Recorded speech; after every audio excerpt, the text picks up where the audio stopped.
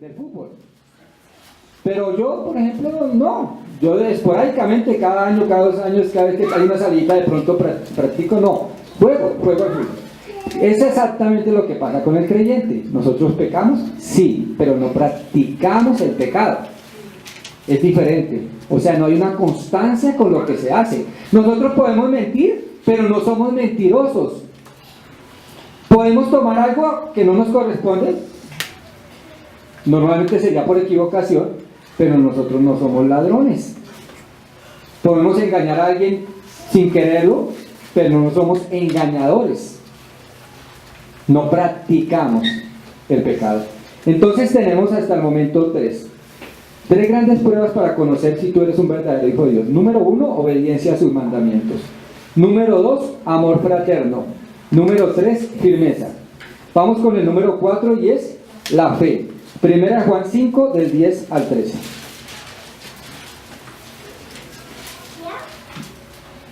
El que cree en el Hijo de Dios tiene el testimonio en sí mismo. El que no cree a Dios le ha hecho mentiroso, porque no ha creído en el testimonio que Dios ha dado acerca de su Hijo. Y este es el testimonio, que Dios nos ha dado vida eterna, y esta vida está en su Hijo. El que tiene al Hijo tiene la vida. El que no tiene al Hijo de Dios no tiene la vida. Estas cosas os he escrito a vosotros que creéis en el nombre del Hijo de Dios, para que sepáis que tenéis vida eterna y para que creáis en el nombre del Hijo de Dios. De paso tengo que decirles a ustedes que versículo número 13 habla de una cosa que para nosotros es fundamental en nuestra iglesia y en la iglesia de Cristo, y es la seguridad de salvación. Leamos otra vez el versículo número 13. Estas cosas os he escrito a vosotros que creéis en el nombre del Hijo de Dios, para que sepáis, o sea, para que tengan la absoluta certeza de ¿qué? Que tenemos ¿qué? Vida eterna, y para que creáis en el nombre del Hijo de Dios, o sea, para que estemos seguros que por medio de nuestro Señor y Salvador Jesucristo, dice la Biblia, tenemos que vida eterna en Cristo Jesús, y una vida eterna totalmente segura. Ahora bien, ¿qué hicimos nosotros para obtener esa vida eterna? ¿Nosotros? Nada. Porque ¿quién nos convenció de pecado, de justicia y de juicio? El Espíritu Santo. ¿Quién nos llevó a toda verdad a través de la palabra? El Espíritu Santo. Dios ha hecho todo para que nosotros tengamos algo que es fundamental y sepamos que somos verdaderamente hijos de Dios. Y se llama la fe. ¿Quién ha puesto la fe en nosotros? ¿Un pastor? ¿Alguien? ¿En particular un familiar? ¿Alguien que nos compartió? ¿Quién ha puesto esa fe? Dios. Y lo ha hecho por medio de su palabra. Porque la fe es por el oír, y el oír la palabra de Dios. Por lo tanto, una de las grandes pruebas también para saber si somos verdaderamente hijos de Dios es la fe. Tenemos 4 entonces, aquí en Primera de Juan. Obediencia a sus mandamientos, amor fraterno, firmeza y fe. Pero ¿qué tal si tuviésemos una o tuviésemos 2 de estas grandes pruebas? O inclusive 3. ¿Será que verdaderamente seríamos hijos de Dios? Veamos. ¿Qué tal si, por ejemplo, solo querer guardar los mandamientos? Si decimos, por ejemplo, como muchas personas nos han dicho, yo no he robado, yo no he matado, de hecho yo no digo groserías, yo trato a las personas decentemente, yo he guardado los mandamientos de Dios. ¿Qué podríamos decir? Esto sería legalismo. Resulta que cuando el Señor Jesucristo llegó a esta tierra, Él se encontró ¿con quiénes? Con los fariseos, con los saduceos, con los publicanos. ¿Y ellos qué? Ellos decían que guardaban la ley al pie de la letra. Nosotros sabemos que eso no era verdad, porque la Biblia dice que el Señor Jesucristo les dijo que eran ¿qué? Sepulcros blanqueados.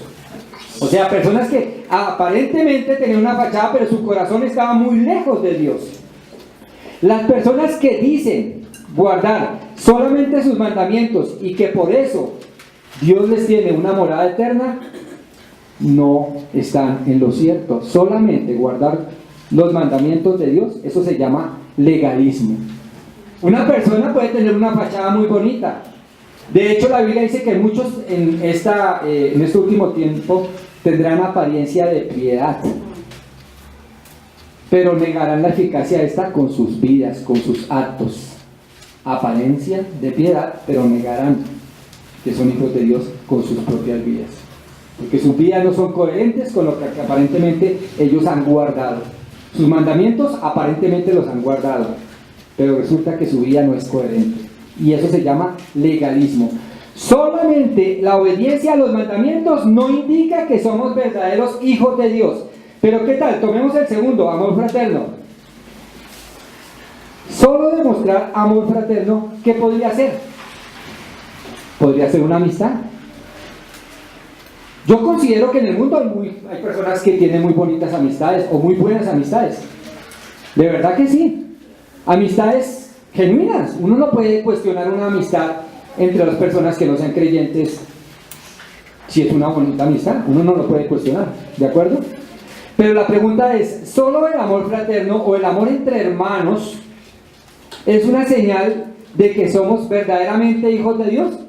No. Porque dos personas pueden, por ejemplo, ¿cierto?, amarse, cuidarse, respetarse y hasta morir una por la otra. Eso se llama amor fraterno, pero pueden ser ateos, ¿cierto? Pues ambos pueden decir, ¿no? Nosotros no creemos en Dios, pero nosotros nos amamos mucho. Eso sí es amor fraterno, por supuesto. Pero solo el amor fraterno, solo el amor entre hermanos, no significa que seamos verdaderamente hijos de Dios.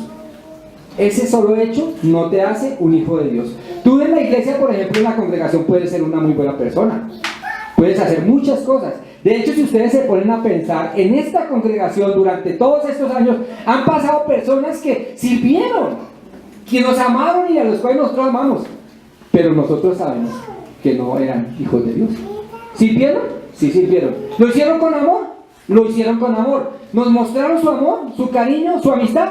Sí, pero no eran verdaderamente hijos de Dios. De hecho, si tú sirves a Dios solamente y crees que por el hecho de servir a Dios tú eres un hijo de Dios, estás equivocado. No solamente por ese solo hecho. Es más, tenemos cosas que hacer para el próximo año. Pero si creemos que porque yo estoy haciendo cosas entonces soy hijo de Dios, estoy equivocado. ¿Tenemos que hacerlas? Sí. Y con una palabra que se llama la E de excelencia, porque es para el Señor. Pero eso no indica que tú o yo seamos hijos de Dios. No en sí mismo. No por sí mismo. No eso solo. ¿Qué más nos dice? La Biblia nos dice también en 1 de Juan que fe. Pero, ¿saben qué?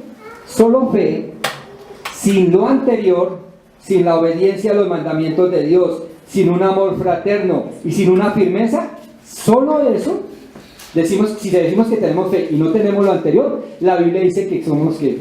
Mentirosos. Es una mentira. ¿Qué dice Santiago? La fe sí que sin obras es muerta. Nosotros no podemos decir, yo tengo fe, pero yo no obedezco los mandamientos. A veces sí, a veces no. Bueno, pueda que yo no lo diga, ¿no? Pueda que yo no lo diga, pero con mis hechos estoy demostrando que yo no obedezco los mandamientos de Dios. No, de hecho yo no lo voy a decir. De hecho nadie lo va a decir. De hecho nadie va a decir, yo no obedezco los mandamientos de Dios. Pero por sus frutos los conocemos. Y decimos, este no es un hijo de Dios. Dice que tiene fe, o que ha puesto su fe en Cristo, ¿más qué? No obedece los mandamientos de Dios. No es un hijo de Dios. Es un mentiroso. La persona puede decir, yo tengo fe, pero no amo al prójimo. ¿Y la Biblia qué me dice? ¿Qué dice 1 de Juan? Que esa persona que es una persona mentirosa. Yo no puedo decir que amo a Dios o que tengo fe en Dios sin amar a mis hermanos. Es imposible.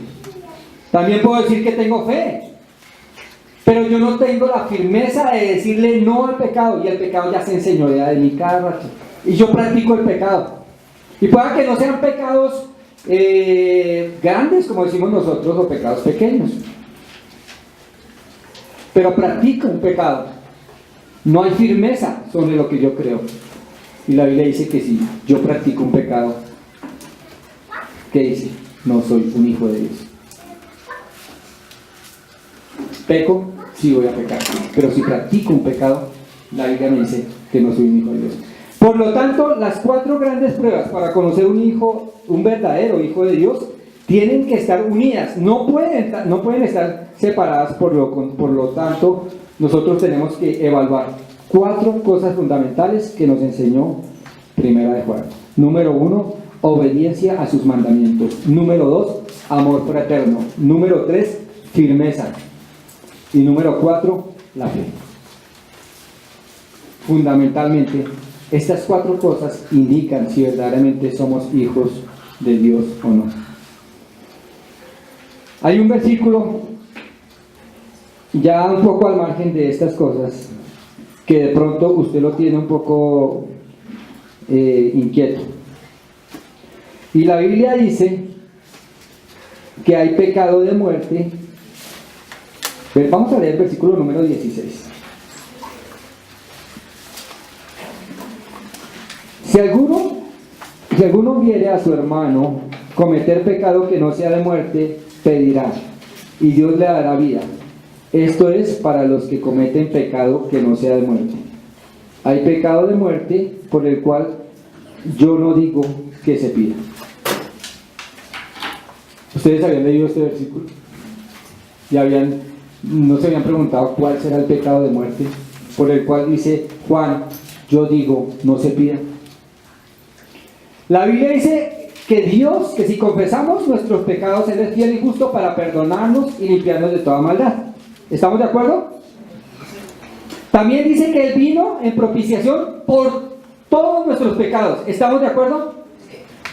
Entonces, ¿será que aquí en este versículo la Biblia o la palabra de Dios se está contradiciendo? No. Entonces, ¿cuál es el pecado de muerte por el cual dice Juan no se debe pedir?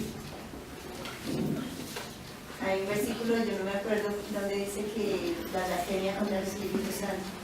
Tiene que ver con la blasfemia del Espíritu Santo. Muy bien. Y los 2 versículos están concatenados. La blasfemia del Espíritu Santo, si alguno me ayuda a buscar ese versículo, le agradezco mucho. Y tiene que ver mucho con este. ¿Cuál es el pecado de muerte? Esa es la pregunta. ¿Cuál es el pecado de muerte? Si alguno busca el texto, me hace el favor y se para y lo lee, por favor. La blasfemia contra el Espíritu Santo. ¿Lo tenemos? A ver. ¿Alguien lo tiene? Si alguien lo tiene, puede pararse, por favor, y puede leerlo. A ver.